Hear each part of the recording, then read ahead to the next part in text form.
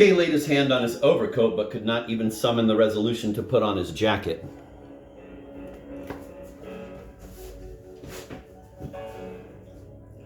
He would have liked best of all to bundle them both together and rush out with them into the fresh air. Even the thought of the girls could not move him to put on his garments, although their voices were already piping the premature news that he was doing so.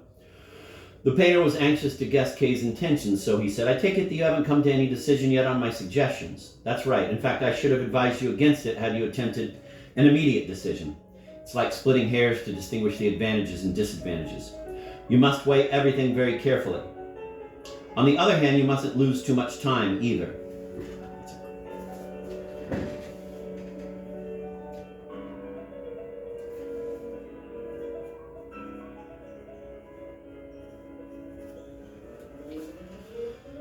"I'll come back again soon," said Kay, in a sudden fit of resolution, putting on his jacket, flinging his overcoat across his shoulders and hastening to the door, behind which the girls at once began shrieking. Kay felt he could almost see them through the door. "But you must keep your word," said the painter, who had not followed him, "or else I'll have to come to the bank myself to make inquiries." "Unlock this door, will you?" said Kay, tugging at the handle, which the girls, as he could tell from the resistance, were hanging on to from the outside. You don't want to be bothered by the girls, do you?" asked the painter. "You'd better take this way out." And he indicated the door behind the bed. Kay was perfectly willing and rushed back to the bed. But instead of opening the bedside door, the painter crawled right under the bed and said from down there, "Wait just a minute. Wouldn't you like to see a picture or two that you might care to buy?" Kay did not want to be discourteous. The painter had really taken an interest in him and promised to help him further. Also, it was entirely owing to Kay's distractedness that the matter of a fee for the painter's services had not been mentioned. Consequently, he could not turn aside his offer now, and so he consented to look at the pictures, though he was trembling with impatience to be out of the place. Tintorelli dragged a pile of unframed canvases from under the bed. They were so thickly covered with dust that when he blew some of it from the topmost, Kay was almost blinded and choked by the cloud that flew up. "Wild nature, a heathscape," said the painter, handing Kay the picture. It showed two stunted trees standing far apart from each other in darkish grass. In the background was a many-hued sunset. "Fine," said Kay, "I'll buy it." Kay's curtness had been unthinking, and so he was glad when the painter, instead of being offended, lifted another canvas from the floor. "Here's the companion picture," he said. It might be intended as a companion picture, but there was not the slightest difference that one could see between it and the other. Here were the two trees, here the grass, and there the sunset, but Kay did not bother about that. "They're fine prospects," he said. "I'll buy both of them and hang them up in my office." "You seem to like the subject," said the painter, fishing out a third canvas. "By a lucky chance, I have another of these studies here."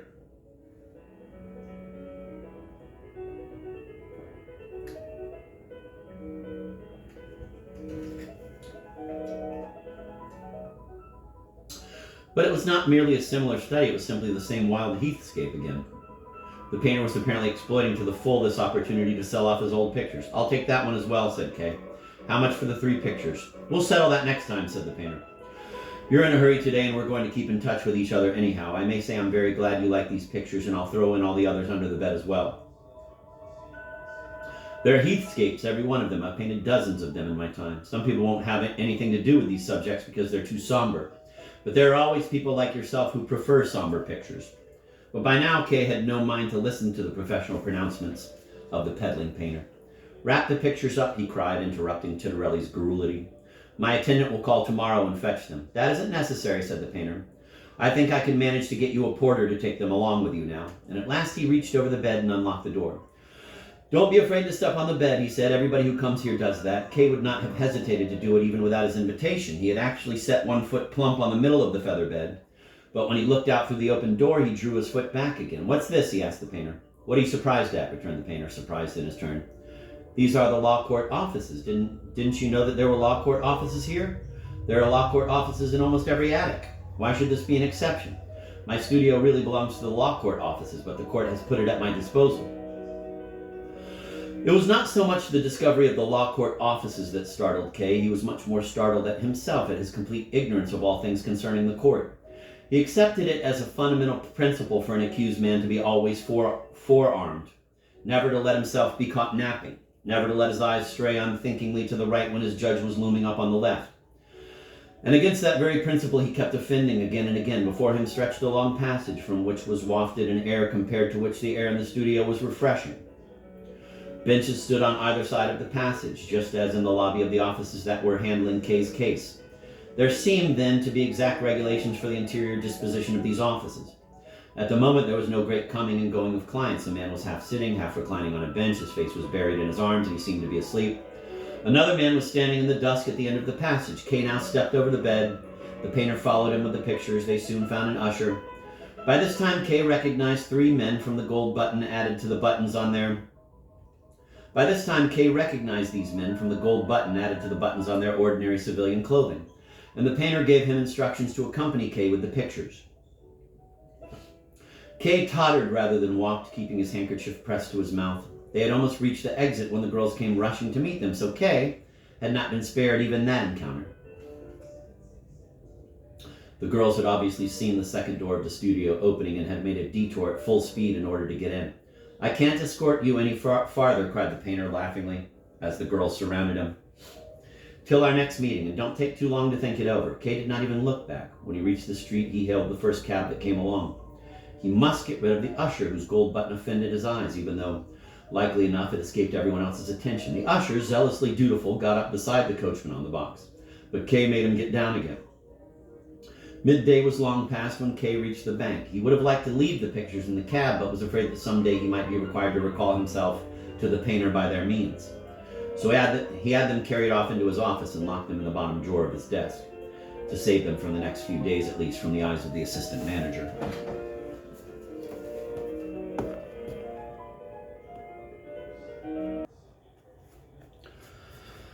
Chapter 8, Block, the Tradesman, Dismissal of the Lawyer.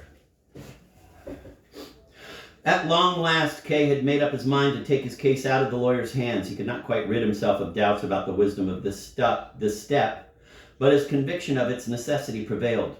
To screw himself up to the decision cost him a lot of energy. On the day when he resolved to visit the lawyer, his work lagged behind. He had to stay very late in the office, and so he did not reach the lawyer's door until well past 10 o'clock.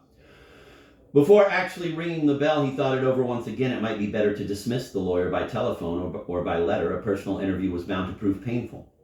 Still, he did not want to lose the advantage of a personal interview. Any other mode of dismissal would be accepted in silence or with a few formal words of acknowledgement, and unless he were to extract information from Lenny, he would never learn how the lawyer had reacted to the dismissal and what consequences for himself were likely to ensue according to the lawyer's opinion, which was not entirely negligible.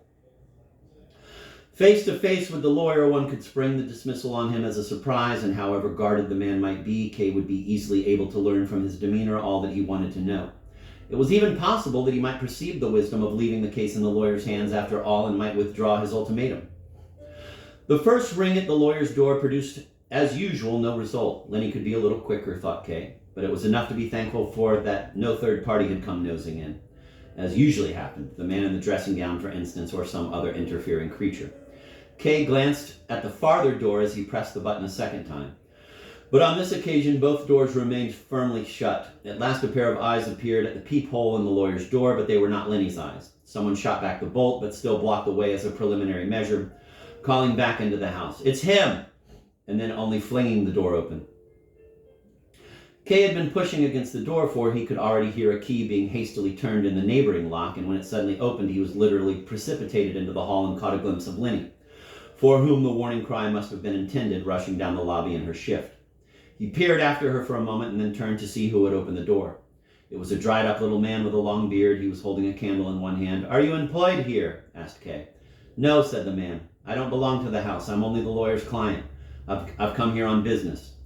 "In your shirt sleeves?" asked Kay, indicating the man's inadequate attire. "Oh, excuse me," said the man, peering at himself by the light of the candle as if he had been unaware of his condition. "Is Lenny your mistress?" inquired Kay curtly. He was straddling his legs slightly, his hands, in which he was holding his hat, clasped behind his back. The mere possession of a thick greatcoat gave him a feeling of superiority over the meager little fellow. "Oh, God," said the other, raising one hand before his face in horrified repudiation. No, what are you thinking of?" "You look an honest man," said Kay, smiling, "but all the same, come along." He waved him on with his hat, urging him to go first. "What's your name?" Kay asked as they were proceeding. "Block, a tradesman," said the little man, turning round to introduce himself, but Kay would not suffer him to remain standing. "Is that your real name?" went on Kay. "Of course," came the answer. "Why should you doubt it?" "I thought you might have some reason for concealing your name," said Kay. He was feeling at ease now, at ease as one is when speaking to an inferior in some foreign country, keeping one's own affairs to oneself and discussing with equanimity the other man's interests, which gain consequence for the attention one bestows on them, yet can be dismissed at will. As they came to the lawyer's study, Kay halted, opened the door, and called to the fellow who was meekly advancing along the lobby. "Not so fast. Show a light here." Kay fancied that Lenny might have hidden herself in the study. He made the tradesman shine the candle into all the corners, but the room was empty. In front of the judge's portrait, Kay caught the fellow from behind by the braces and pulled him back. "Do you know who that is?" he asked, pointing upward at the picture. The man raised the candle, blinked up at the picture, and said, "It's a judge." "A high judge?" asked Kay, stationing himself beside the other to observe what impression the portrait made on him. The man gazed up with reverence. "It is a high judge," he said. "You haven't much insight," said Kay. "That's the lowest of the low among the examining judges." "Now I remember," said the man, letting the candle sink. "I've been told that before." "But of course," cried Kay. "How could I forget? Of course you must have heard it before." "But why? Why must I?" asked the man, moving toward the door, for Kay was propelling him from behind. When they were out in the lobby, Kay said, "I suppose you know where Lenny's hiding." "Hiding?" said he. "No, she should be in the kitchen making soup for the lawyer." "Why didn't you tell me that at first?" asked Kay. "I was going to take you there, but you called me back," answered the man, as if bewildered by these contradictory demands. "You fancy you're being very sly," said Kay. "Lead the way, then." Kay had never yet been in the kitchen, and it was surprisingly large and well furnished. The cooking stove alone was 3 times the size of an ordinary stove. The rest of the fittings could not be seen in detail, since the sole light came from a small lamp hanging near the door. Lenny was standing by the stove in a white apron as usual, emptying eggs into a pan that stood over an alcohol flame. "Good evening, Joseph," she said, glancing over her shoulder. "Good evening," said Kay, waving the tradesman to a chair some distance away, on which the man obediently sat down. Then Kay went close up behind Lenny, leaned over her shoulder, and asked, "Who's this man?" Lenny put her disengaged arm around Kay, stirring the soup of the other, and pulled him forward. "He's a miserable creature," she said. "A poor tradesman called Block. Just look at him." They both glanced around. The tradesman was sitting in the chair Kay had indicated for him, and having blown out the candle, which was no longer needed, he was snuffing the wick with his fingers. "You were in your shift," said Kay, turning Lenny's head forcibly to the stove. She made no answer. "Is he your lover?" asked Kay. She reached for the soup pan, but Kay imprisoned both her hands and said, "Give me an answer," she said. "Come into the study and I'll explain everything." "No," said Kay, "I want you to tell me here." She slipped her arm into his and tried to give him a kiss, but Kay fended her off, saying, "I don't want you to kiss me now." "Joseph," said Lenny, gazing at him imploringly yet frankly, "surely you're not jealous of Herr Block?"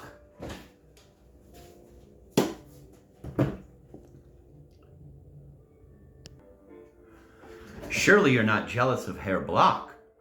Then she turned to the tradesman and said, "Rudy, come to the rescue. You can see that I'm under suspicion. Put that candle down." One might have thought that he had been paying no attention, but he knew at once what she meant. "I can't think what you have to be jealous about either," he said with no great acumen. "Nor can I really," replied Kay, regarding him with a smile. Lenny laughed outright and profited by Kay's momentary distraction to hook herself onto his arm, whispering, "Leave him alone now. You can see the kind of creature he is. I've shown him a little kindness because he's one of the lawyer's best clients. But that was the only reason. What about yourself? Do you want to see the lawyer tonight? He's far from well today. All the same, if you like, I'll tell him you're here. But you're certainly going to spend the night with me. It's such a long time since you were here last. Even the lawyer's been asking after you. It won't do to neglect your case. And I've got some information for you, too, things I've found out. But the first thing is to get your coat off." She helped him out of his coat, took his hat from him, ran into the hall to hang them up, and then ran back to keep an eye on the soup. "Shall I announce you first or give him his soup first?" "Announce me first," said Kay. He felt irritated, for he had originally intended to discuss the whole case thoroughly with Lenny, especially the question of dismissing the lawyer, and the tradesman's being there spoiled the situation. But again it struck him that his affairs were too important to allow of decisive interference by a petty tradesman, and so he called back Lenny, who was already out in the lobby. "No, let him have his soup first," he said. "It'll strengthen him for his interview with me, and he'll need it." "So you're one of the lawyer's clients too," said the tradesman, quietly from his corner, as if confirming a statement. His comment was but ill received. "What's that got to do with you?" said Kay. And Lenny put in, "You be quiet." To Kay, Lenny said, "Well, then I'll take him his soup first," and she poured the soup into a bowl. "Only there's a risk that he might go to sleep immediately. He always falls asleep after food." "What I have to say to him will keep him awake all right," said Kay, who wanted to let it be known that his interview with the lawyer promised to be momentous. He wanted Lenny to question him about it, and only then would he ask her advice, but Lenny merely followed out to the letter the orders he gave her. As she passed him with the bowl of soup, she deliberately nudged him and whispered, "I'll announce you the minute he's finished his soup, so that I can have you back as soon as possible." "Get along," said Kay. "Get along with you." "Don't be so cross," she said, turning right around in the doorway, soup bowl and all. Kay stood gazing after her. Now it was definitely settled that he would dismiss the lawyer, and it was just as well that he should have no chance of discussing it beforehand with Lenny. The whole affair was rather beyond her scope, and she would certainly have tried to dissuade him. Possibly she might even have prevailed on him to put it off this time. And he would have continued to be a prey to doubts and fears until in the long run he carried out his resolve, since it was too imperative a resolve to be dropped. But the sooner it was carried out, the less he would suffer. Perhaps after all, the tradesman might be able to throw some light on the subject. Kay turned toward the man, who immediately gave a start as if to jump to his feet. "Keep your seat," said Kay, drawing a chair up beside him. "You're an old client of the lawyer's, aren't you?" "Yes," said the tradesman. "A very old client." "How long has he been in charge of your affairs?" asked Kay. "I don't quite know what affairs you mean," said the tradesman. "In my business affairs, I'm a grain dealer. The lawyer has been my representative since the very beginning." "That must be for the past 20 years. And in my private case, which is probably what you are thinking of, he has been my lawyer also from the beginning, which is more than 5 years ago." "Yes, well over 5 years now," he confirmed, drawing out an old wallet.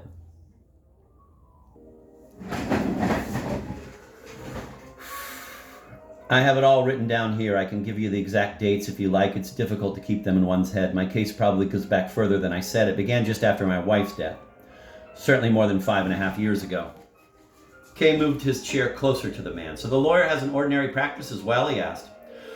This alliance between court and jurisprudence seemed to him uncommonly reassuring. "Of course," said the tradesman, adding in a whisper, "they even say that he's better at ordinary law than at the other kind." Then apparently he regretted having ventured so far, for he laid a hand on Kay's shoulder and said, "Don't give me away, I implore you." Kay patted him soothingly on the thigh and said, "No, I'm not an informer." "He's vindictive, you see," said Block. "Surely he wouldn't harm a faithful client like you," said Kay. "Oh yes," said Block. "Once he's roused, he draws no distinctions. Besides, I'm not really faithful to him." "How is that?" asked Kay. "Perhaps I oughtn't to tell you," said Block doubtfully. "I think you can risk it," said Kay. "Well," said Block, "I'll tell you a certain amount, but in your turn you must tell me one of your secrets so that we each have a hold over the other." "You're very cautious," said Kay, "but I'll entrust you with a secret that will allay all your suspicions. And in what way, then, are you unfaithful to the lawyer?" "Well," said the tradesman hesitatingly, as if confessing something dishonorable, "I have other lawyers as well as him." "That's nothing very dreadful," said Kay, somewhat disappointed. "It's supposed to be," said the tradesman, who had breathed freely since making his confession, but now gained a little confidence from Kay's rejoinder. "It's not allowed, and least of all is it allowed to consult pettifogging lawyers when one is the client of an official lawyer. And that's exactly what I've been doing. I have 5 pettifogging lawyers besides him." "5!" cried Kay, amazed at the mere number. "5 lawyers besides this one?" Block nodded. "I'm even negotiating with a 6th one." "But what do you need so many for?" asked Kay. "I need every one of them," said Block. "Tell me why, will you?" asked Kay. "With pleasure," said the tradesman. "To begin with, I don't want to lose my case, as you can well understand, and so I daren't ignore anything that might help me. If there's even the faintest hope of an advantage for myself, I daren't reject it. That's why I've spent every penny I possess on this case of mine. For instance, I've drawn all the money out of my business. My business offices once filled nearly a whole floor of the building, where now I need only a small back room and an apprentice. Of course, it's not only the withdrawal of my money that has brought the business down, but the withdrawal of my energies. When you're trying to do anything you can to help your case along, you haven't much energy to spare for other things. So you've been working on your own behalf as well," interrupted Kay. "That's precisely what I wanted to ask you about."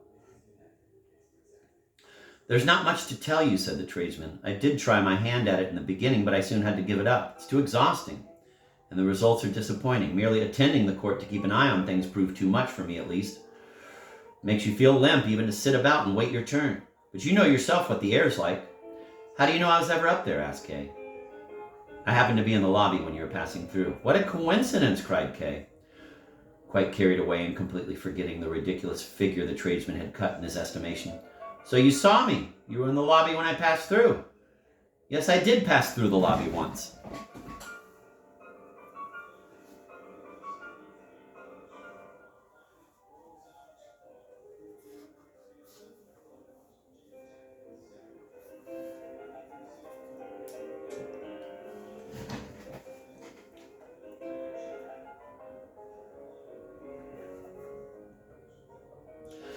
It's not such a coincidence as all that, said the tradesman. I'm up there nearly every day. I'm likely to be up there too often enough after this, said Kay. Only I can hardly expect to be received with such honor as on that occasion. Everyone stood up. I suppose they took me for a judge. No, said the tradesman. It was the usher we stood up for. We knew you were an accused man. News of that kind spreads rapidly. So you knew that already, commented Kay. Then perhaps you thought me somewhat high and mighty? Did no one comment on it? Not unfavorably, said the tradesman, but it's all nonsense. What's nonsense? Asked Kay. Why do you insist on asking? Said the tradesman irritably. Apparently you don't know the people there yet, and you might take it up wrongly. You must remember that in these proceedings, things are always coming up for discussion that are simply beyond reason. People are too tired and distracted to think, and so they take refuge in superstition. I'm as bad as anyone myself, and one of the superstitions is that you're supposed to tell from a man's face, especially the line of his lips, how his case is going to turn out.